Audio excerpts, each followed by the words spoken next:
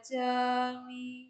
Tatiyampi dhammang saranang gacchami. Tatiyampi dhammang saranang gacchami. Tatiyampi sanghang saranang gacchami. Tatiyampi sanghang saranang gacchami. Tisarana gamanang paripurnang. Amma bante. Panatipatha Viramani Sikkhapadang Samadhiyami. Panatipata Weramani Sikkhapadang Samadhiyami. Adinadana Viramani Sikkhapadang Samadhiyami. Adinadana Weramani Sikkhapadang Samadhiyami. Kammesu Miccacara Viramani Sikkhapadang Samadhiyami.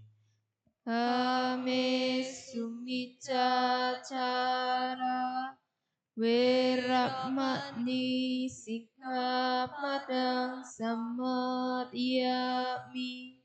Musawada Viramani Sikkhapadang Samadhiyami. Musawada Weramani Sikkhapadang Samadhiyami. Surameraya Manjapamandandhana Viramani Sikkhapadang Samadhiyami.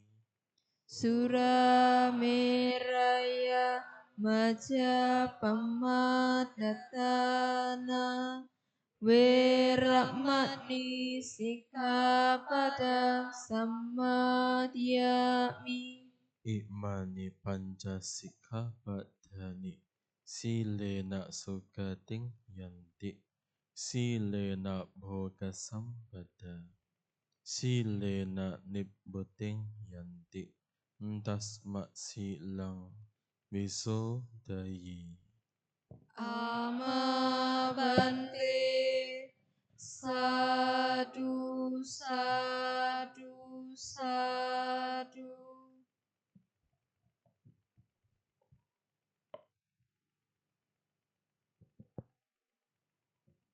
Sebelum kita mendengarkan Dhammadesana, bagi para umat dimohon kerjasamanya untuk mengisi tempat duduk yang berada di barisan depan terlebih dahulu.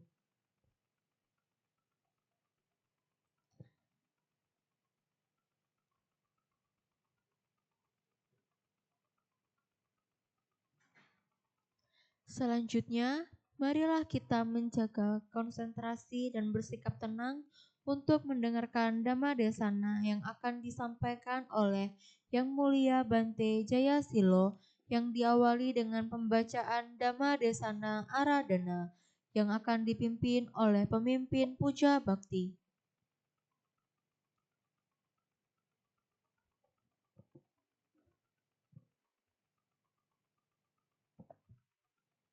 Bapak, Ibu, Saudara-saudari sedama, silakan membuka buku Parita Suci halaman 46.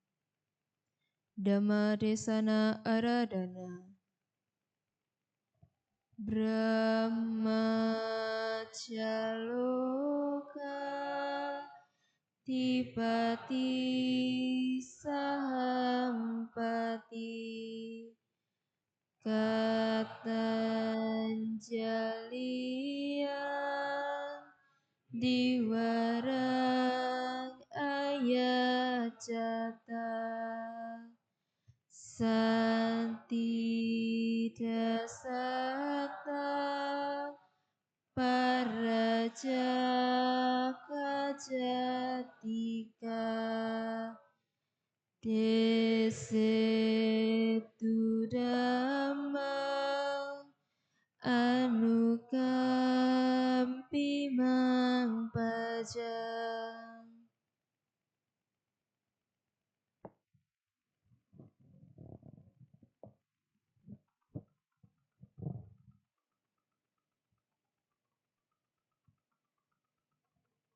Namo tassa bhagavato arahato samma sambuddhassa. Namo tassa bhagavato arahato samma sambuddhassa. Namo tassa bhagavato arahato samma sambuddhassa.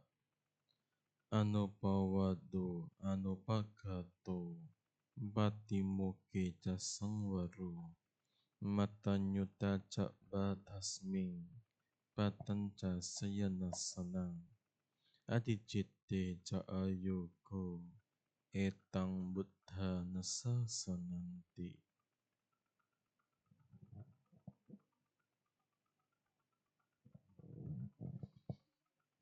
Kepada pemimpin puja bakti, MC, ibu dan bapak sekalian, selamat pagi, Sotihoto, Namo Buddhaya. Senang dapat berjumpa dengan Anda kembali di Wihara Dhammadvipa ini. Sudah lama saya tidak mendengar asing Surabaya. Karena biasanya di Jakarta itu, apalagi di kota Tangerang Selatan, saya terbiasa dengan asing dari situ. Agak jarang saya mampir ke Jawa Timur.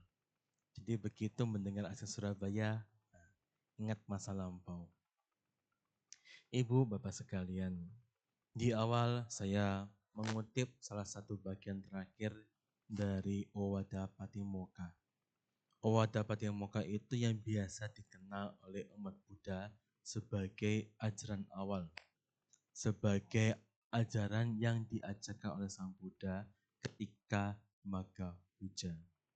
Owada itu artinya adalah petunjuk. Patimokkha adalah aturan-aturan. Singkatnya, sebagai pengetahuan Anda, 20 tahun awal dari ajaran Sang Buddha, biasa para biku mengulang namanya Owada Patimokkha. Tapi setelah 20 tahun di atas itu, berganti menjadi namanya Anya Patimokkha. Di mana sudah mulai ada pengulangan peraturan satu demi satu yang sambil dilakukan pada saat ini. Ada 227 Patimokkha bagi seorang biku. Ibu, bapak sekalian, kalimat pertama dari Owada Patimokkha bagian terakhir adalah Anupawado Anupagato. Ya seringkali diterjemahkan sebagai tidak menghujat dan tidak mengumpat. Di sini mengatur tentang bagaimana kita berucap. Seperti umat Buddha biasanya, ketika ada permintaan 5 sila, biasa mengulangi nomor 4, yaitu musawada wiramani. Menghindari tentang berbohong. Kalau kita melihat diri kita sendiri, kalau kita jujur kepada diri kita sendiri, hampir setiap hari banyak orang yang tidak latihan. Itu seringkali berucap yang buruk. Kalau kita melihat diri kita sendiri setiap harinya. Kalau kita tidak berucap, kadang kita berpikir yang buruk. Karena biasanya berucap itu awal mulanya adalah berpikir. Maka seringkali di kampus-kampus negara barat, yang saya ketahui salah satunya, ada satu mata pelajaran yang harus diambil oleh semua murid. Ada satu yang harus diambil semua murid, yaitu menulis. Yaitu menulis. Siapa di antara Anda yang masih tiap hari menulis? Ada? Pakai pulpen? Ada? Satu. Cuma satu, lainnya enggak ada. Mengetik tiap hari ada? Ada tidak? Ada ya, mengetik di HP-nya. Kalau kita perhatikan baik-baik, bahasa yang kita gunakan ketika mengetik, itu mencerminkan apa yang kita pikirkan. Itu mencerminkan pola pikir kita bagaimana. Kalau menulisnya itu teratur, biasa pikirannya juga ikut teratur. Ketika mengetiknya teratur, biasa pikirannya juga ikut teratur. Tetapi jika sudah tata bahasa sudah salah, kemudian penggunaan bahasa juga tidak bagus, bisa disimpulkan. Terkadang pikirannya itu ngacak dan isinya terkadang nggak bagus. Bisa dinilai dari situ. Maka di negara barat biasa menggunakan, biasanya wajib mengambil satu mata pelajaran yaitu menulis. Agar bisa menyusun tata pikiran yang baik. Ibu, bapak sekalian, seringkali juga kita mengetahui bahwa ajaran Buddha itu mengajarkan kita untuk berucap yang baik. Tapi definisi ucapan yang baik itu terkadang orang tidak mengerti. Apa kategorinya itu? Apa yang kita sebut benar? Apa yang kita sebut benar? Terkadang itu tidak benar untuk orang lain. Terkadang itu tidak tepat untuk orang lain. Misalkan, ada orang yang pincang. Kemudian kita mengatakan, pincang. Benar sih itu pincang. Tapi apa benar disampaikan kepada orang tersebut? Terkadang kita nggak mengetahui seperti itu. Kenapa? Karena itu kita tujukan untuk orang lain. Kalau kita sering refleksi diri sendiri, kita mengetahui bahwa kalau saya nggak mau digitukan, maka saya jangan gitukan orang lain. Kalau saya tidak mau disakiti, maka saya jangan menyakiti orang lain. Utamanya lewat ucapan. Karena seringkali yang bikin masalah ini dari ucapan. Hal yang sederhana. Satu kata saja itu bisa membuat menjadi banyak masalah. Nah, ibu bapak sekalian, bagaimana mengetahui kategorinya itu ucapan yang baik? Guru Agung Buddha telah mengajarkan dalam sebuah sutta, yaitu berjudul Abhaya Raja Kumara Sutta dalam Majjhima Nikaya. Di sutta tersebut, Guru Agung Buddha menyampaikan bahwa, atau saya cerita saja, apa isi suttanya, apa background story-nya. Sutta tersebut dimulai ketika Pangeran Abhaya ini diajari oleh gurunya yang bernama Niganta Natabuddha untuk menyerang Sang Buddha. Kenapa Niganta Natabuddha ini sangat gak suka dengan Guru Agung Buddha?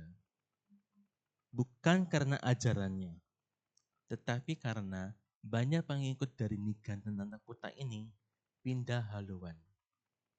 Pindah menjadi murid dari Guru Agung Buddha. Nah, salah satu yang tersisa di situ adalah Pangeran Abhaya. Pangeran Abhaya ini merupakan anak dari Raja Bimbisara. Nah, diajarkan sebuah teknik, sebuah cara agar Sang Buddha itu kena jebakan. Nama jebakan Batman. Kenapa Batman seringkali disebut sebagai hal yang negatif? Mungkin Anda nggak tahu. Ada yang tahu? Kenapa disebut dengan jebakan Batman? Ada yang tahu? Ada yang tahu? Tidak ada yang tahu. Sama, saya juga nggak tahu. Tapi saya mau cari tahu kenapa disebut dengan jebakan Batman. Kok bukan Superman dan seterusnya? Kok disebut dengan Batman? Nah, pertanyaannya adalah, apakah Sang Buddha pernah berkata buruk kepada orang lain? Jika pernah, maka apa bedanya Guru Agung Buddha dengan manusia biasa? Karena manusia biasa itu juga sering berucap yang buruk. Jika Sang Buddha mengatakan tidak, mengapa Pandit Dewadatta sakit hati dengan kata-kata Sang Buddha? Nah, cara ini yang diajarkan kepada Pangeran Abhaya untuk menyerang Guru Agung Buddha. Singkat ceritanya, Pangeran Abhaya menanyakan demikian kepada guru agung Buddha. Jawabannya ternyata berbeda dengan apa yang dipikirkan. Guru agung Buddha mengatakan tidak ada jawaban untuk kedua hal tersebut. Orangnya bingung. Jadi diajarkan ya atau tidak. Sekarang nggak ada jawaban untuk kedua hal tersebut. Maka Pangeran Abaya mengatakan kalau begitu Paranibbana telah kalah. Sang Buddha bertanya, apa maksudnya? Nah, disitulah baru Pangeran Abaya menjelaskan kejadian atau percakapan yang dilakukan oleh Paranibbana dengan Pangeran Abaya. Di situ Sang Buddha melihat Pangeran Abaya sedang bersama seorang bayi. Jadi ceritanya itu Pangeran Abaya kemana-mana bawa seorang bayi. Bukan anak kandungnya, bukan. Tapi yang anak yang ia temukan. Bayi ini yang nanti akan terkenal menjadi namanya Jiwaka Komarabaca. Dokter pribadi dari Sang Buddha. Namanya Jiwaka. Kalau Anda sering pergi atau sering lihat di luar negeri, utamanya Tibetan, Anda akan sering menemukan banyak gambar dari Jiwaka Komarabaca. Nah, Sang Buddha bertanya, kalau bayi tersebut menelan batu, apa yang Anda lakukan? Sama dengan Anda. Kalau Anda punya anak, Anda punya bayi, anak bayi Anda makan serpihan kayu, apa yang Anda lakukan? Kok diem? Punya bayi enggak? Enggak ada. Pernah punya anak? Oke, kalau anak Anda masih kecil makan batu, makan kelereng begitu, ketelan, apa yang dilakukan? Apa? Kalau nelan batu, Anda ngapain? Dikeluarkan kan? Tapi kalau Anda paksa, itu bayi bakal nangis loh. Apa yang dilakukan? Tetap paksa ambil. Biarpun itu sampai mulutnya berdarah. Betul? Betul? Bagi yang punya anak, bagi yang belum punya anak jangan jawab. Demikianlah kasih sayang kepada kasih sayang Sang Buddha. Sang Buddha berkata demikian kepada Bantidewadatta untuk keselamatan Bantidewadatta. Karena jika diteruskan, itu akan menjadi penderitanya sangat lama untuk Bantidewadatta. Maka Sang Buddha mengatakan seperti itu untuk membuat Bantidewadatta stop untuk berbuat buruk. Seperti itulah Sang Buddha. Nah, di sini Sang Buddha baru menceritakan, memberikan penjelasan bahwa berucap itu ada kategorinya. Yang pertama, jika ucapannya salah, tidak tepat, tidak berguna, tapi bikin orang lain senang, tidak boleh diucapkan. Apa contohnya Bante? Misalkan sedang ikut puja bakti, sedang mendengar ceramah. Karena bosan, pingin ngobrol dengan temannya. Itu salah, tidak tepat, dan tidak berguna. Tapi bikin orang lain senang. Nah jadi ngobrol. Itu tidak boleh dilakukan. Yang kedua, salah, tidak tepat, tidak berguna, dan bikin orang lain sakit hati. Itu juga tidak boleh dilakukan. Tidak boleh diucapkan. Yang ketiga, ucapannya benar, tapi gak ada gunanya. Dan bikin orang lain senang. Tidak boleh diucapkan. Ucapannya benar, berguna, tapi terkadang bikin sakit hati orang lain. Sang Buddha akan tahu kapan waktunya untuk berbicara. Demikian juga jika ucapan itu benar, tepat, dan berguna, dan bikin orang lain senang. Sang Buddha akan tahu kapan waktunya untuk berbicara. Kategori ini yang perlu kita pelajari ibu bapak sekalian. Karena ternyata apa yang kita ucapkan itu juga akan membantu bagaimana pengembangan batin kita masing-masing. Kalau Anda pernah belajar Cara Mulia Bosud 8, di situ ada namanya sama waca, ucapan yang baik, ucapan yang benar. Siapa di antara Anda yang masih ingat tentang Jalan Mulia Bosud 8? Ada? Masih ingat? Tidak ada. 4 kebenaran mulia, masih ingat? Masih ingat? Kalau enggak itu geleng-geleng. Atau Anda bilang enggak, Bante nggak bisa baca pikiran soalnya. Masih ingat tentang 4 kebenaran mulia? Masih. Masih ingat tentang Jalan Mulia Bosud 8? Masih. Masih ingat tentang Tiratana? Kok enggak ingat kebangetan tuh? Kenapa ibu bapak sekalian? Karena jika orang itu tidak belajar kembali, tidak mengulang kembali, tidak mengingat kembali, semua itu akan hilang. Sehingga yang ia tadi maunya hidupnya baik-baik, jadi nggak baik. Karena berucap dan berbuat tidak sesuai dengan dhamma. Sehingga dirinya banyak menemukan kemalangan. Ketika menemukan musibah, penderitaan, larinya ke wihara. Ketemu dengan Bhante, curhat. Apakah curhat bisa selesai? Tidak. Masalah itu bisa selesai ketika ditemukan solusinya. Curhat hanya sebagian pembuangan emosi negatif agar ia agak tenang. Kemudian bisa saja di situ apa yang ia dengarkan itu menjadi pengingat dia dan mungkin itu ada solusinya. Makanya ketika Anda bosan dengan ceramah, ya jangan bosan. Kenapa? Saat ini mungkin Anda tidak mengerti apa yang diucapkan, apa yang diceramahkan. Tapi kemungkinan 10 tahun yang akan datang, Anda akan ingat, oh dulu saya pernah dengar ini. Dan itulah solusinya. Bisa seperti itu. Maka Guru Agung Buddha mengatakan, ketika Anda belajar, hendaknya diulang-ulang dan diingat. Dan dimasukkan ke dalam hati. Agar Anda selalu ingat untuk selamanya. Nah, Ibu, Bapak sekalian, kita sudah mengetahui kategorinya apa itu ucapan yang perlu diucapkan atau yang sebaiknya diucapkan dan tahu kapan waktunya untuk berbicara. Ibu bapak sekalian, bagi seorang biku dalam Patimokkha Bhikkhu banyak aturan itu berdasarkan tentang mengatur bagaimana seorang biku itu berucap yang baik. Seorang biku itu tidak boleh berbohong, tidak boleh menfitnah, apalagi menghina. Ini yang ada dalam Anuppawado Anuppagado.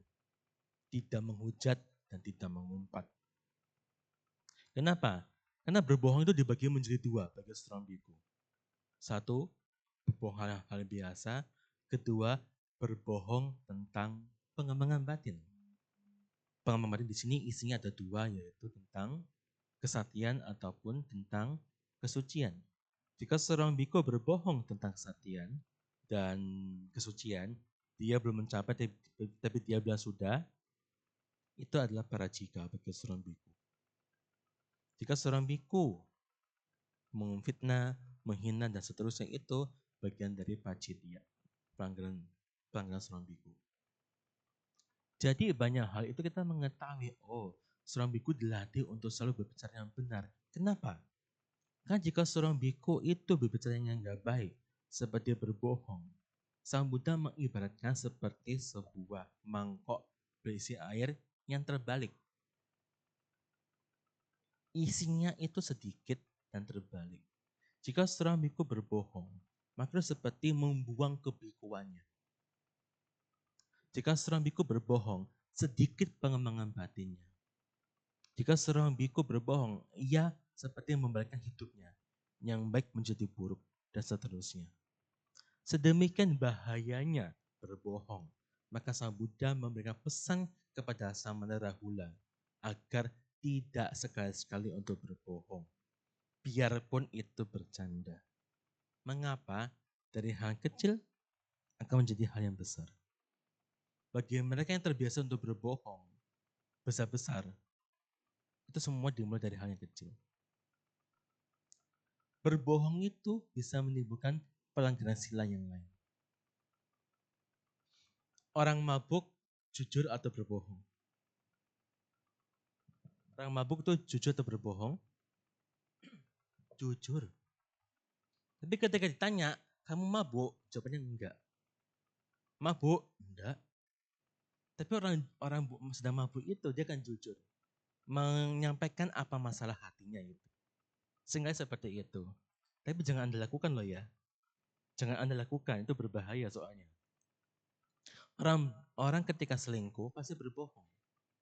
Anda selingkuh? Enggak, pada selingkuh. Mencuri juga sama. Apakah Anda mencuri? Juga enggak. Apalagi membunuh juga sama. Maka seringkali banyak disinformasi di masyarakat tentang hal-hal seperti ini. Karena orang itu gampang percaya. Orang itu gampang percaya. Kalau Anda sekarang punya gadget, Anda punya aplikasi AI, dan Anda tanya sesuatu di situ, utamanya tentang Buddhisme. Seringkali AI itu memberikan hal yang salah. Kenapa? Database-nya masih kurang. Sehingga learning-nya itu agak ngaco. Kalau Anda nggak pernah belajar, Anda akan percaya dengan sepenuh hati apa yang diucapkan oleh AI itu. Demikian dengan kehidupan sehari-hari kita. Ketika Anda berbicara dengan orang lain, dan Anda nggak punya namanya sati sampajanya, tidak punya nama perhatian, dan kebijaksanaan di saat itu, Anda akan mampu percaya 100% dengan apa yang diucapkan oleh orang lain. Padahal itu salah. Nah, Ibu, Bapak sekalian, di sini kita diajarkan tidak berbohong dan jangan gampang mempercayai. Kalau Anda lihat hewan namanya anjing. Anjing itu berkaki 4 atau berkaki 2?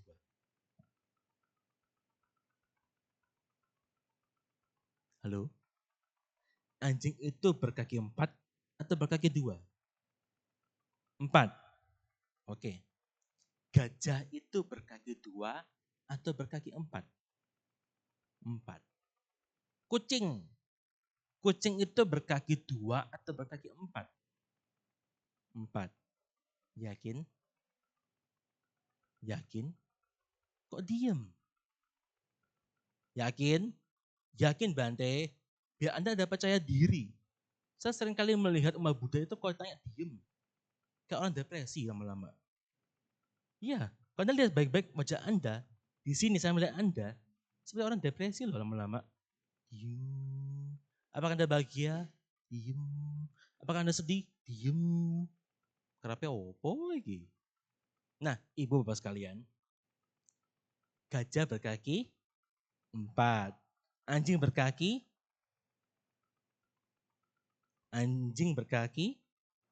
Oke. Kalau Anda perhatikan baik-baik para trainer anjing, seringkali ketika melatih anjing itu ngomongnya begini adalah tangan, bukan kaki. Betul? Betul? Betul ya. Jadi anjing itu kaki apa? Kaki 2? Masih kaki 4. Kalau Anda baca baik-baik di internet, anjing itu anatominya di sini disebut dengan shoulder. Bahu. Sininya front leg. Front. Jadi sebuah kaki depan atau tangan depan. Jadi anjing itu berkaki 2 atau berkaki 4? Udah mulai goyah Anda. Pernah lihat patung kucing yang tangannya begini? Pernah lihat? Nah ini tangan apa kaki? Tangan apa kaki? Yakin? Saya enggak yakin. Pasti Anda pikirkan awalnya munculnya adalah tangan, bukan kaki. Jadi apakah gajah, kucing, anjing itu berkaki 4 atau berkaki 2? Itu bukan hal yang penting. Dan itu bukan untuk diperdebatkan. Itu adalah persepsi masing-masing. Di sini bilangnya kaki 4, di sana bilangnya kaki 2. Enggak ada masalah di situ. Jika kita sering berdebat tentang hal yang enggak berguna, itu termasuk ucapan yang buruk. Telur sama ayam duluan mana? Ini apa penting diperdebatkan? Enggak penting. Dari sini Ibu Bapak sekalian kita belajar bahwa ketika kita berucap, hendaknya itu dipikirkan dulu. Jangan sembarang ucap. Karena yang Anda ucapkan itu bisa bikin orang lain sakit hati. Orang itu kalau dikena sakit hati, kata-kata itu ingatnya lama. Ibu bapak pernah jatuh nggak? Saya berdarah. Atau main sepeda jatuh pernah? Pernah? Saya berdarah? Pernah? Atau misalkan ibu-ibu ketika motong, kemudian tangannya teriris pisau, pernah? Pernah. Sering nggak? Enggak, oke. Kalau Anda ingat sekarang ini, sakitnya itu masih kerasa nggak? Kena pisau itu. Masih kerasa enggak? Enggak kan? Kalau Anda yang jatuh, luka itu, masih kerasa nggak sakitnya sampai sekarang? Enggak kan? Tapi kalau Anda ingat dengan yang dulu, ketika Anda disakiti oleh orang lain, sakitnya masih terasa sampai sekarang. Benar? Demikianlah ibu bapak sekalian. Menjaga ucapan. Menjaga ucapan. Belajar untuk sabar tidak bicara. Kenapa? Dalam ajaran Buddha, para biku itu diajarkan namanya dua hal. Yaitu Arya atau Hibao. Berdiam diri secara mulia. Kalau nggak ada apa yang diucapkan, jangan suka berbicara. Karena kita punya punya sikap terbiasa untuk sering ngobrol. Waktunya bukan ngobrol, tapi kita suka ngobrol. Dinasakan untuk nggak ngobrol, tetap ngobrol. Kenapa? Di situ ada namanya keras kepala. Keras kepala. Beda dengan prinsip loh ya, beda. Keras kepala itu seperti tabung yang diisi angin, kemudian diisi anginnya nggak bisa. Karena dia akan meledak. Itu namanya keras kepala. Beda dengan prinsip. Kalau itu hal yang benar, itu adalah prinsip. Teguh dengan prinsip, bukan keras kepala. Keras kepala itu biasanya isinya negatif-negatif. Kenapa orang bisa keras kepala, Bante? Awalnya itu namanya maka. Apa tuh maka? Meremehkan kebaikan orang lain. Apa itu dia jasanya, apa itu statusnya, atau siapapun dia, meremehkan dia. Sehingga muncul nama kedua, yaitu palasa. Apa tuh palasa? Kurang ajar. Kurang ajar. Karena contoh sebagai dalam rumah tangga. Seorang anak manggil bapaknya dengan namanya. Apakah tepat? Di sini enggak tepat. Tapi di negara-negara lain mungkin itu digunakan. Tapi itu juga belum tentu tepat. Banyak loh orang-orang tua tuh yang kadang menceritakan, loh Bante, kok anak saya kayak begini Bante ya? Di situ ada nama maka dan palasa. Ketika berbuat baik juga bisa seperti itu. Misalkan ya, saya nggak nuduh siapapun enggak ya. Misalkan saja ketika masa katina, ketika Sanggadana masa katina.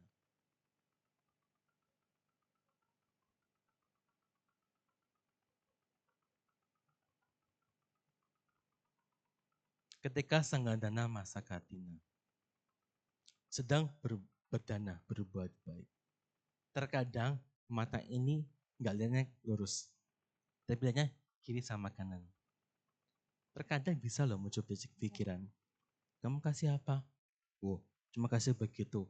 Aku kasih lebih banyak daripada kamu. Meremehkan orang lain berbuat baik. Bisa seperti itu. Artinya meremehkan itu bisa banyak hal. Utamanya kebaikan orang lain. Dan jika itu terjadi, maka akan muncul namanya kurang ajar. Di hal ini akan muncul namanya dua hal lagi, yaitu tamba dan satya dan saramba. Itu adalah bagian dari upakilesa. Bagian dari kekotoran batin yang seringkali membuat Anda itu gak bisa maju-maju dalam pengembangan batin. Jadi hal yang sederhana, yaitu meremehkan. Nah ibu bapak sekalian, ketika seseorang berucap kepada orang lain, kemudian dia nggak mendengar apa yang kita sampaikan, atau nggak mempraktekkan apa yang kita sampaikan, terkadang muncul namanya wiyapada di sini. Muncul namanya kebencian kepada dia. Ini kamu diberitahu masih ngeyel terus, masih nggak bisa berubah. Itu juga bagian dari upakilesa. Dengan demikian ibu bapak sekalian, dari ucapan bisa memicu banyak kotoran-kotoran batin. Jadi kita perlu menjaga cara kita berbicara. Kita perlu menata apa yang kita ucapkan. Karena semua itu membantu kita dalam pengembangan batin. Nah sekarang Bante, bagaimana kalau kita itu kena musibah, kena omongan yang tidak enak. Terkadang kita butuh belajar namanya sabar. Sabar itu tidak mudah. Maka dalam awal Tepati Moga sampaikan kanti paramanta potitika. Bersabar, punya ketahanan mental, punya keteguhan mental itu adalah latihan yang paling tinggi. Kenapa? Dan semua orang itu sabar, dan semua orang itu punya ketahanan mental. Terkadang Anda butuh bertahan dari hal-hal yang tidak mengenakan. Karena dengan cara bertahan itu merupakan salah satu cara untuk menyingkirkan kotoran batin. Dalam Sabah Aswa Sutra sampaikan ada 7 hal. Salah satunya adalah dengan cara bertahan. Ketika sudah kena masalah, bertahan. Kalau sebelum ada masalah, Anda menggunakan cara kedua, yaitu menghindar. Kalau ada masalah, ya Anda kalau bisa menghindar. Tapi kalau sudah kena masalah, belajarlah untuk bertahan. Dengan cara Anda bertahan itu, Anda akan membangkitkan kualitas batin yang baik dan membuang hal-hal yang buruk dalam diri masing-masing. Itulah bagian dari Sacita Paridapana. Menyucikan diri masing-masing. Ya, itulah yang perlu saya sampaikan pada pagi hari ini tentang ucapan. Semoga teman-teman Anda berada tetap belajar berucap benar, tepat dan berguna bagi diri sendiri ataupun bagi orang lain. Dan tahu kapan waktunya untuk berbicara. Semoga Anda semua selalu mempunyai kemajuan di dalam Dhamma. Semoga semua selalu berbahagia.